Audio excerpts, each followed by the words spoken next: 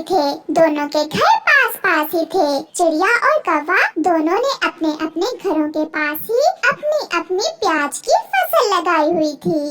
कालू देखो तो वो छोटी चिड़िया कैसे काम कर रही है, दोपहर को भी आराम नहीं करती।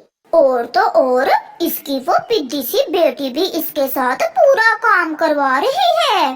जो भी कर ले, फसल तो मेरी ही अच्छी होगी। चिड़िया से ज्यादा मुनाफा कमाऊंगी मैं। मम्मा अब घर चले, बाकी का काम कल करेंगे। हाँ बेटी, अब हमारी प्याज की फसल तैयार होने ही वाली है। कुछ ही दिनों बाद हम अपनी फसल काट कर मंडी में बेच देंगे। वो माँ बेटी घर चली जाती हैं। गोरी देख रही थी। जैसे ही चिड़िया और उसकी बेटी घर जाती हैं, गोरी अपनी फसल से निकाली हुई जड़ी बूटियाँ चिड़िया की फसल में गिरा देती है। छोटी चिड़िया मुकाबले करती है मुझसे, जो भी कर ले जीतूंगी तो मैं ही।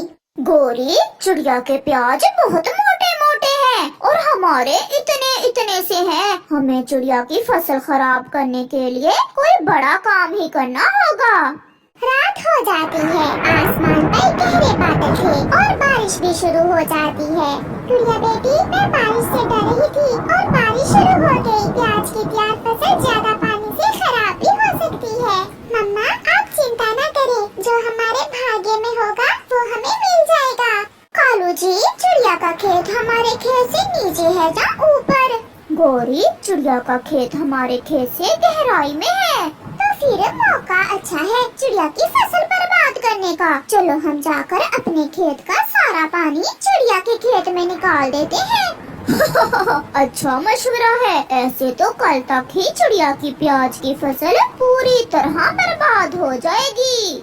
फिर वो दोनों शैतान पति पत्नी घर से निकलते हैं। कालू कौवा अपनी फसल का सारा पानी चिड़िया के खेत में छोड़ देता है। कुछ ही देर में चिड़िया का खेत पूरी तरह पानी से भर जाता है।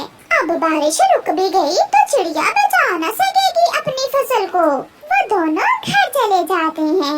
सुबह हो जाती है। बारिश भी रुक गई थी। चिड़िया जैसे ही अपने खेत में आती है, उसकी तो जान ही निकल जाती है। गुड़िया, ये क्या हुआ? हमारी फसल तो पानी से भर चुकी है। ऐसे पानी में तो हमारी प्याज की फसल कल सड़ जाएगी। मम्मा, बारिश इतनी ज्यादा तो नहीं थी जितना पानी हमारे खेत में जमा हो गया है। वो माँ बेटी बैठकर रोने लग जाती हैं। अपने खेत में बैठे कौवा और कौवी उन्हें देखकर हंस रहे थे। रोई रोई गोरी, वो देखो चिड़िया रो रही है। अब पता चलेगा चिड़िया को कि गोरी किसे कहते हैं। चिड़िया बैठी रो रही थी कि वहाँ मिट्ठू तोता आ जाता है। चिड़िया, बहुत बुरा हुआ, तुम्हारा तो सारा ही खेत पानी से भर गया है। मिट्ठू भैया, मैंने बहुत मेहनत की मगर मेरी सारी फसल खराब हो गई है।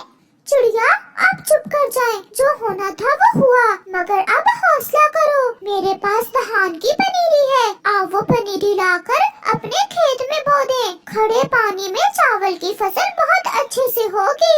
चिड़िया मिट्ठू की बात सुनकर खुश हो जाती है। मम्मा, हम आज ही अपने खेत में धान की फसल बो देंगे। फिर चिड़िया और उसकी बेटी मिट्ठू के साथ जाती है और मिट्ठू के खेत से धान की पनीरी लेती हैं।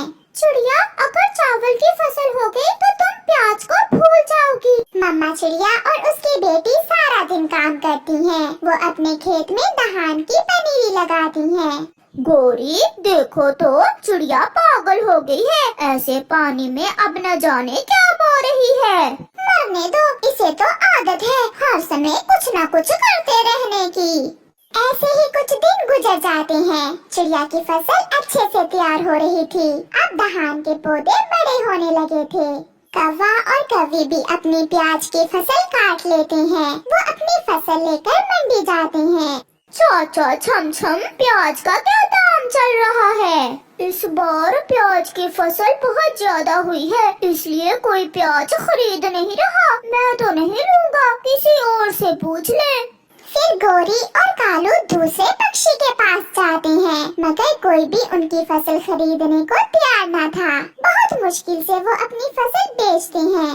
कालू जी, इन पैसों से तो खर्चा भी पूरा नहीं होगा। गोरी, क्या क्या सपने सोचे थे मैंने, मगर अब तो प्याज बेचकर खाद के पैसे भी पूरे नहीं हुए। चिड़िया के चावल की फसल भी तैयार होने ही वाली थी। धान के पौधे बोझ से झुके हुए थे। गुड़िया बेटी, अब हमें अपनी फसल की निगरानी पहले से भी ज्यादा करना होगी। ये शैतान कौवे कुछ भी कर सकते हैं। उड़ते उड़ते गोरी कौवी वहाँ आती है। चिड़िया, तुम्हारी ये फसल कौन सी है? ये धान की फसल है, इससे चावल बनते हैं। मेरी प्याज की फसल खराब हो गई थी ना, इसलिए मैंने धान की फसल बीज दी। अगर मुझे मालूम होता तो कभी भी अपने खेत से पानी तुम्हारे खेत में न छोड़ती, तुम फिर जीत जाओगी। ऐसे कहते हुए गोरी वहाँ से भाग जाती है। मम्मा देखा, सच निकल ही आया गोरी आंटी के मुंह से। इसी ने वो सब किया था। इसने जरूर अपने खेत से पानी हमारे खेत में छोड़ा होगा। बेटी, अगर ऊपर वाला साथ हो तो किसी के बुरा करने से कुछ नहीं होता। कालू, कुछ करो कालू, चिड़िया की फसल तैयार हो गई है। वो अपनी फसल बेचकर हमसे ज्यादा अमीर हो जाएगी। गोरी, हम आज ही चिड़िया की फसल को आग लगा देते हैं। ना रहेगी चिड़िया की फसल और ना होगी वो अमीर। मेरा सुंदर पति, ये हुई ना बात। फिर रात को वो दोनों चुपके चुपके चिड़िया के खेत में जाते हैं। वो अभी खेत में जाकर बैठे ही थे कि पीछे से चिड़िया बड़ा डंडा लेकर आ जाती है और कौवे और कौवी को मारना शुरू करती है। चिड़िया, छोड़ो, ना मारो हमें। हम तो तुम्हारी फसल देखने आए थे कि पकी है या कच्ची।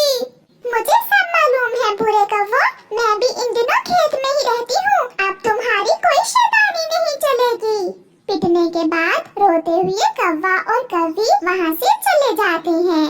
कुछ दिनों बाद चिड़िया अपनी फसल काट लेती है। उसकी फसल बहुत महंगे दामों बिकती है और चिड़िया को अच्छा मुनाफा होता है। अम्मा, हमारी धान की फसल ने तो हमें प्याज से भी ज्यादा मुनाफा दिया है और साल भर खाने के लिए चावल भी मिल गए। जी बताइए, क्या बात है गोरी आंटी? गुड़िया बेटी, अपनी मम्मा से कहो मुझे थोड़े से चावल दे दे, मैंने बिरयानी बनानी है। ये सुनकर गुड़िया हंसने लग जाती है। प्यारे दोस्तों, इस कहानी से हमें सीख मिलती है कि दूसरों से जलने से बेहतर है आप अपना काम ध्यान से करो। आपका धन्यवाद।